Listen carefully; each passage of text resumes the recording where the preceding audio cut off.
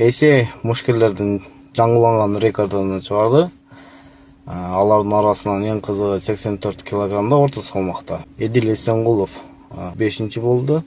Фаридун Адилов 6-чы. Эдил Эсенгулов менен Фаридун Адилов экөө беттеш өткөзөбү, кантип ойлойсуңар? Бул беттеш негизи Эдилге керекпи же кандай? Өзү кечээ күнү мен дагы комментарий калтырдым эле.